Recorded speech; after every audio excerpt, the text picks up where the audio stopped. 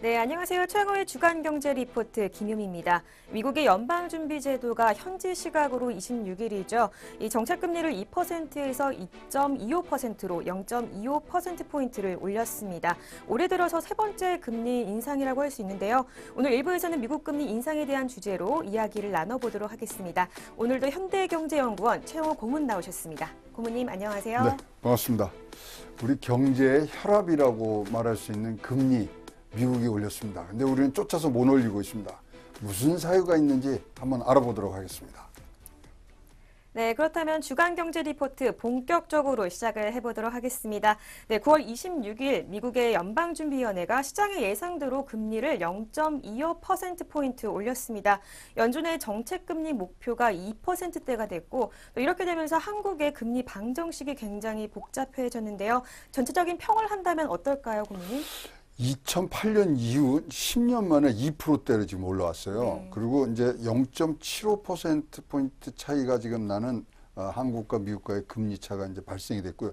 이것도 한 11년, 2007년도에 한 0.75 났는데 그것도 이제 11년 넘게 이제 맞이하는 새로운 이제 소위 말하는 국면이 펼쳐지고 있는데요. 전체적인 평가를 하자면 블룸버그에서 말한 이 내용이 굉장히 적당한 것 같아요. 그걸 한번 소개해 드릴게요. 경기 과열을 막으면서 경기 침체를 야기하지 않는 금리의 연착륙이다. 연방준비위원회 104년 역사 속에 최고의 솜씨를 보이고 있다. 그러니까 지금 미국이요. 무지무지하게 경기가 지금 강한 이 확장세거든요. 거기다가 실업률은 역대 최저.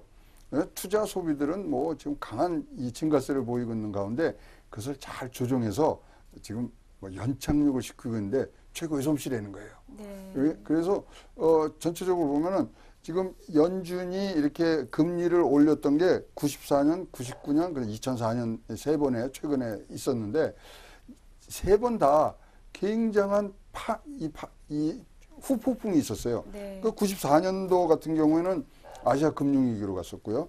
99년도도 잘 아시겠지만은 그거는 또 금융위기로 또 우리 옮겨 탔고 2004년도에 또 올렸을 때는 미국발 또 금융위기가 왔었는데 이번엔 그것을 잘 막으면서 이 연착륙시키는 굉장히 좋은 솜씨.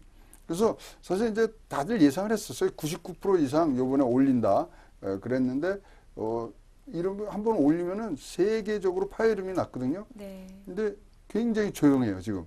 그리고 우리나라 증시는 예상을 해서 그런지 모르지만 우리나라 증시는 예상 못하게 또 올라갔어요. 그래서 일단은 파장을 최소화하는 부분에서 굉장히 관리를 잘하고 있다. 그런 전체적인 평을 좀 내리고 싶습니다. 네. 그런데 미국이 이제 내년 6월부터는 또 올린다고 3%대로 올릴 수도 있다라는 전망이 있는데 연준이 금리 인상 속도를 이렇게 높이는 이유가 있을까요? 지금 이제 올해 한 번 더 올려야 됩니다. 올해 한 번 더 12월달에 올리는 것에 대해서 지금 뭐 시장에서는 한 80%대 이제 확률을 갖고서 올린다고 생각하고 내년에 세 번 내지 네 번 그다음에 그 다음에 한 번 올린다는 게 이제 전체적인 이제 점도표에서 나오는데요. 사실 전체적으로 쭉 보고 보시면요. 지금 4%대 경제 성장을 지금 얘기를 하고 있단 말입니다. 미국이. 근데 2021년도에는 지금 경제 이 성장 전망이 1.8%로 떨어져 있습니다. 그러니까 조기에 이 재정정책이라든가 금융정책을 정상화해 놓지 않으면 2021년도 4%대하다 1.8%가 굉장히 큰 차이거든요. 네, 그렇죠. 뭐 반틈이 지금 이제 떨어지는 거니까. 그래서 2021년도에 일어날 수 있는 뭐 주기설, 그다음에 경기가 하방으로 흐르는 데 대비해서 빠른 시일 내에 정상화하려는 노력들이 지금 보이고 있습니다. 그래서 네. 지금 연착륙 잘하고 있거든요. 그렇지만 지금 경기가 그나마 지금 끌고 갈 수 있는 부분에서는 빨리 끌어올리는 그러한 모습도 지금 보이고요. 눈에 띄었던 게 뭐냐면 네. 이번 8월 이 발표문하고 9월 발표문이요. 토시 하나 틀리지 않고 똑같습니다. 한 군데만 빼고요. 한 군데가 어디냐면 이 성명에서 통화 정책 입장은 완화적으로 남아있고 그렇게 함으로써 강한 고용시장 상황과 지속적인 물가 상승률 2%를 도달을 지지할 것이라는 문장이 싹 빠졌어요. 그게 의미하는 게 굉장히 큰 겁니다. 왜냐하면 내년도 들어가면은 금리 인상을 종료할 수도 있다는 뜻을 내미는 거예요. 그러니까 그런 뜻이 담겨 있네요. 예, 그래서 빠른 속도로 빨리 정상을 하고 연준의 금리 인상 필요성이 줄어든다. 네. 이런 뜻을 포함돼서 사실 시장은 여기에는 굉장히 반응을 했죠. 그러다 보니까 달러의 가계를 할 수 있는 달러의 금리가 올림에도 불구하고 네. 달러 값이 약세로 돌았어요. 네. 더 이상 안 오른다는 생각에. 그래서 이 부분이 참 뭐 조금 뭐 교차되는 그런 신호들을 보내고는 있지만 네. 일단은 정상화로 다 왔다. 이제 금리 인상 종착역에 왔다. 다 왔다. 이런 얘기들을 하고 있거든요. 아까 말씀드린 94년도, 96년도 보면 한 해에 네. 6번, 7번 막 한 해에 그렇게 오릅니다. 근데 2004년도에는요. 2년간 17번 올렸어요. 네. 그러면서 굉장히 파열음을 냈잖아요. 속도 조정 잘하고 우리가 이제 시장이 놀라지 않도록 금리 인상을 이제 종착역에 다 왔다. 그런 아나운서를 한 거라고 네. 이제 뭐 생각이 듭니다. 네, 이렇게 미국 금리 인상을 두고 여러 가지 반응이 많은데요. 특히 미국 근데 트럼프 대통령은 굉장히 부정적인 입장을 갖고 있습니다. 어떻게 생각하세요? 아니 이제 무슨 말씀이냐면요. 불행하게도 연준이 금리를 올렸다. 네. 나는 기분이 안 좋다. 이렇게 지금 뭐 기자회견에서 말씀을 했거든요. 네. 지금 금리를 올리면 달러가 강하게 되지 않습니까? 네. 강달러, 달러의 좋은 거 가격 아닌가요? 뭐 일면 좋은데 관세를 부과하고 있잖아요. 네. 미중 달러가 강세가 되면 저쪽에 환율이 내려가잖아요. 네. 그러니까 관세 부과한 만큼의 효과를 못 보고 이 뭐 환율 차이로 해서 지금 떨어지니까 네. 기분이 나쁜 거예요. 그다음에 워낙 부동산 개발업이라는 그런 자기의 원래 주특기가 있다 보니까 달러가 좀 약해서 이 좀 더 많은 이런 사업을 벌이는 것에 아주 그냥 몸에 배이치신 것 같아요. 그래서 달러 약세로 가는 걸 계속 주장을 해왔는데 지금 연준이 달러 강세로 했는데 이 연준의 지금 솜씨가 대단하거든요. 그래서 네. 사실 주거니 받거니 하는 그런 뭐 투정 뭐 이렇게 말씀을 드릴 수 있고요. 미국 경제 이보다 더 좋을 수 없다는 그러니까 어떻게 예, 건조한 성장세를 이어갈까요? 넋두리라고 좀 했으면 좋을 정도로 좀 부러운 마음이 많습니다. 맞아요. 네, 이렇게 미국에 이어서 이제 한국의 금리 인상에 대해서 이야기를 좀 해보려고 합니다. 최근 이낙연 총리를 필두로 해서 여권발 기준금리 인상 압박 논란이 굉장히 커지고 있는데요. 이제 올릴 때가 됐다 이런 이야기도 얼마 전에 총리가 했습니다. 한국은행이 연내에 이 금리를 올릴 가능성이 혹시 있을까요? 그래서 이낙연 총리가 네. 얘기하고 뭐 여권에서 이제 뭐 금리 올려야 된다는 얘기도 나오는데 이제 부동산 얘기하면서 그게 이제 나온 네. 거거든요. 그러다 보니까 시장의 평가는 뭐냐면 금리 못 올리게 하는 방법도 참 여러 가지다 이래요. 왜냐하면 한국은행 특히 금리에 관해서는 네. 한국은행의 독립성을 꼭 지켜줘야 되거든요. 그래서 이낙연 총리가 야 올려야 된다 그랬는데 그 다음 달에 올리면 한국은행이 생명처럼 여기는 독립성에 진짜로 큰 상처를 입기 때문에 그 말을 하고선 바로 올릴 수가 없잖아요. 그러다 보니까 지금 뭐 금리를 올려야 되냐 말아야 되냐에 대해서 굉장히 논란이 많은데 뭐 진짜 우스갯소리로 금리 못 올리게 하는 방법도 참 여러 가지다. 이런 얘기까지 나오는데요. 지금 진짜 진퇴양난입니다. 우리가 경기 이제 이 부동산이라든가 그다음에 지금 시중에 유유자금이 너무 많이 풀려 있거든요. 1,100조가 풀려 있는데 그것을 좀 끌어들이려면 금리를 좀 인상을 해줘야 돼요. 근데 우리가 경기가 안 좋잖아요.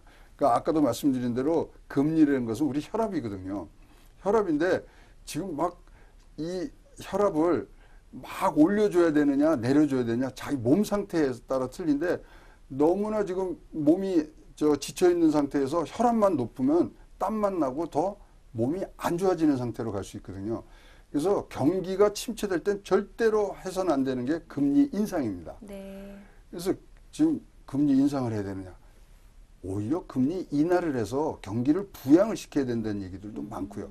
또 금리 인상이 되면은 부동산 가격이 어떻게든 잡을 수 있겠습니다만은 지금 이 한계 가구라는 그 이자도 못 낼 수 있는 그런 취약 가구가 벌써 150만 호가 됐어요. 네.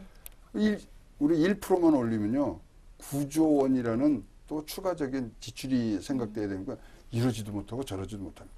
근데 우리나라도 작년 11월에 사실 그 뭐 선진국이라든가 이런 주변 동맹국에서 미국이 금리 올릴 때 제일 먼저 같이 동조를 했거든요. 네.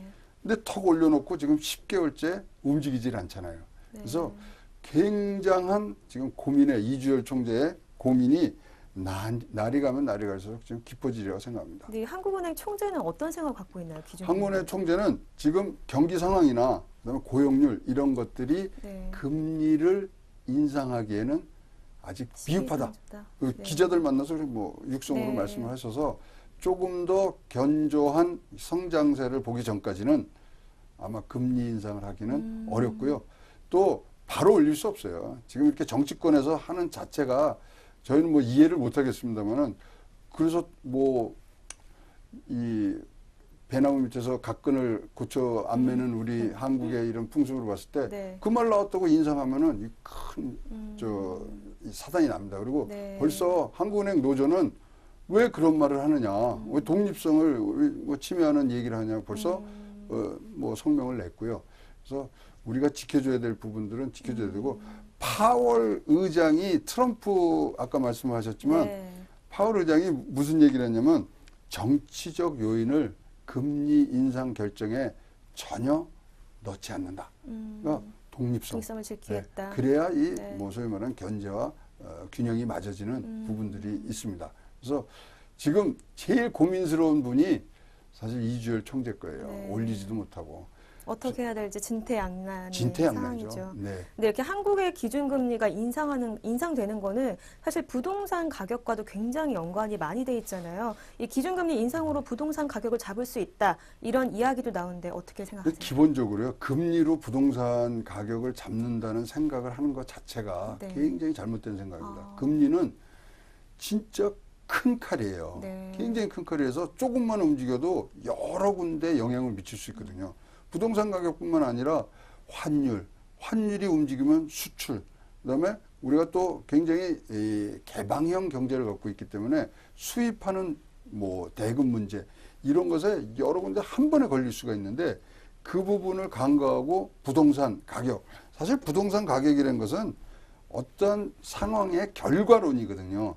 뭐 이게 경기가 좋아지면 집값도 오를 것이라는 결과론인데 이것에 대해서 선제적으로 금리로 다스린다. 마차가 말을 끄는 그런 생각이 있을 수가 있거든요. 네. 따라서 지금 이 부동산에 관련해서는 뭐 지금 공급 정책도 나오고 여러 가지 뭐 많은 정책들이 끊임없이 나오기 때문에 금리 갖고 뭘 한다는 것은 어불성설인 것 같고요. 네. 지금 이제 우리 경제가 지금 하락 추세에 들어갔단 말이죠. 그러면 사실상 우리도 금리 인하를 할 수 있는 폭을 갖고 가는 게 좋은데 7월, 8월에 금융통화위원회, 금리를 결정하는 금융통화위원회에서 금리를 인상하자는 소수 의견은 나왔어요. 네. 원래 이제 이런 금리 인상을 할 때는 그 전달에 그런 금융통화위원회에서 먼저 소수 의견이 나옵니다. 그래서 깜빡이를 켰어요. 근데 아직도 차는 직진을 하고 있는 겁니다. 네. 이게 조금 올리기가 어렵고 사실 이제 10월 1일부터 수출 동향을 비롯해서 이제 고용 동향, 소득 동향이 쫙 나오거든요. 네. 근데 좀 성적표가 굉장히 안 좋을 것 같아요. 네. 안 좋아도 너무 안 좋을 것 같아요. 그러면 금리 못 올립니다.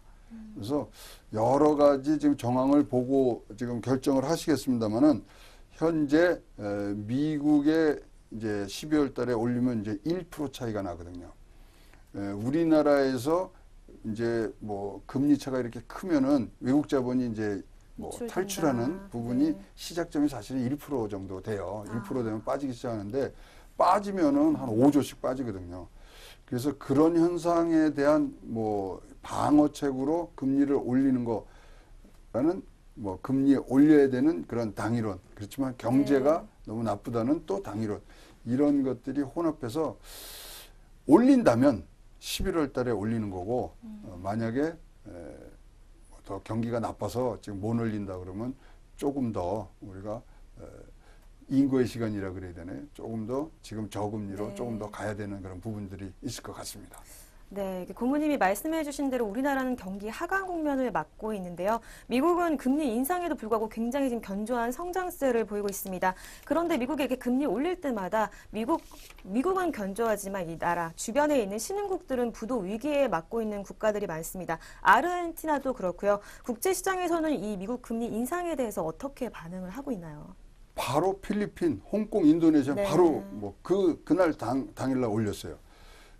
중국도 지금 굉장히 중국 인민은행 뭐 또는 중국의 이런 정책 당국이 굉장히 고민이 많거든요. 금리에 대해서. 왜냐하면 미국이 금리를 올리는 사이에 자기네들이 안 올리면 중국의 자산 가치가 떨어지기 때문에 자기네들이 갖고 있는 그런 총 자산이 떨어지는 것 때문에 네. 올려야 된다는 생각도 많이 갖고 있는데요. 지금 이것을 쫓아가야 되는 나라들은 사실 달러로 된 부채가 많은 나라들이에요. 어떤 나라가? 터키도 그렇죠. 왜냐하면 우리가 저금리일 때 달러를 빌려왔어요. 네. 빌려왔는데 지금 달러가 이제 고금리, 달러의 몸값이 올랐으면은 갚으려고 그러면 오른 만큼 더 내줘야 되잖아요. 네. 그래서 터키 같은 데가 그래서 지금 이 발표 전에 금리를 24%까지 올린 이유가 자기네 몸값을 올려놓지 않으면 옛날에는 100불을 갚는데 16만 리라가 이제 소요가 됐는데 지금은 37만 리라가 소요가 되거든요. 그러니까 달러화로 그때 저금리로 막 풀렸던 달러를 막 이 차관으로 들어와서 활용했던 나라들 지금 이제 발등에 불이 그냥 확 붙은 거죠. 네. 그래서 이제 우리나라는 뭐 저희가 이제 1999년하고 2005년도에 이렇게 금리 역전차가 굉장히 컸었는데요. 네. 그때도 보면 한 5조 정도가 이제 빠졌어요. 근데 1999년도에는 다행인 게 우리가 주식 시장을 외국인한테 개방하는 정책이 바로 따라 붙었어요. 2005년도에 금리가 역전이 됐을 때 희한하게도 외국에서 우리나라 채권을 사러 채권 시장에 막 들어왔어요. 네. 그래서 그게 어떻게 평행을 잘 맞았는데 요번에는 뭐 딱히 보이는 게 없습니다. 그래서 그런 것들을 지금 우려해서 많은 선제적인 부분들을 가야 되는데 진짜로 다행인 것은 아직 우리가 외환 보유고가 4천억 달러 굉장히 견조하게 갖고 가는 부분들이 네. 좀 안심이 돼 있고요. 통화 스와프 조금 더 활발하게 해서 다른 나라와의 통화적인 그런 스와프를 통한 안정세를 갖고 가는 부분들도 많이 노력을 하고 계셔서 잘 넘어가면 우리도 뭐 큰 위기 없이 갈 수 있는 부분들도 아직 많이 상존하고 있습니다. 네. 네, 다음 질문 이어가도록 하겠습니다. 미국 금리 인상으로 인해서 한국은행이 현재 선택의 순간에 맞이했다. 이렇게 볼 수 있는데요. 외국 자본 이탈 등 고려할 사항도 굉장히 많습니다. 특히 거시경제 지표가 위험 신호를 보이고 있다라는 목소리가 높은데요. 하반기 좀 경제 전망을 해주실까요? 참 지금 골치 아파요. 지금 OECD에서 네. 우리나라 경제 성장률을 지금 떨어뜨렸습니다. 네. 0.3% 떨어뜨렸어요. 내년도도 2.4%까지 떨어뜨렸고요. 그렇다면은 우리나라 경제에 대해서 굉장히 큰 하방 요인이 있다고 생각하는데요. 네. 첫째 뭐 무역 전쟁이죠. 우리나라 개방형 경제이기 때문에 무역의 의존도가 높은 나라에서 무역 전쟁이 일어나면 뭐 흔들릴 수밖에 그럼 유탄이 뭐 날아들어서 우리가 움츠릴 수밖에 없고요. 그리고 지금 이제 앞으로 나올 달 9월 달에 우리 맨날 보고 있는 고용 동향, 고용 지표, 취업자 증가수 마이너스가 나올 수 있는 확률이 높습니다. 지금 뭐 7월 달, 뭐 8월 달에 5천 명, 7월 달에 5천 명, 8월 달에 3천 명까지 줄었잖아요. 네. 그게 30만까지 나오던 숫자거든요. 네. 9월 달엔 그게 마이너스가 나올 것 같아요. 뭐 이게 기저효과가 있고 작년도 9월 달이 사상 최대의 취업자 증가율이 있었거든요. 네. 55만인가. 그래서 한 10만 명은 지금 깔고 가기 때문에 마이너스가 나오면요. 네. 진짜로 큰 이 심리적 불안이 납니다. 그런 부분들. 그다음에 수출. 이게 또 지금 뭐 우리 수출에 지금 의존하고 있는데 반도체라든가 이런 부분들이 잘 나가고 있지만 4분기 들어가면서부터 반도체 가격이 조금 떨어지고 있고요. 500억 달러를 지금 뭐 계속 몇 달째 지금 계속 증가세를 했는데 500억 달러도 지금 무너질 것 같아요. 왜 그러냐면 9월 달에 추석이 있었잖아요. 네. 조업일수가 너무 부족한 거예요. 우리가 한 달에 최소 그러니까 하루에, 참 죄송합니다. 하루에 26억 불 정도는 해야 되거든요. 네. 근데 많이 쉬었죠, 이번에. 추석이라고 뭐 많이 쉬었잖아요. 그러니까 조업일수가 모자르고 또 따라서 우리가 500억 불이라는 부분들이 계속 끌고 왔던 물이 이번에 깨질 것 같아요. 근데 네. 수출이 잘 안 된다 그러면 우리 국민들이라든가 이 경제계의 심리적 압박이 가장 큽니다. 그래서 이러한 경제 지표들, 이 악화된 경제 지표를 받아보고 어떤 식으로 시장이 반응할 것인가 굉장히 불안한 요소들이 많기 때문에 특히 지금 OECD에서 최근에 우리나라 경제 성장률을 뭐 굉장히 떨어뜨린 부분이 사실 좀 뼈아프고요.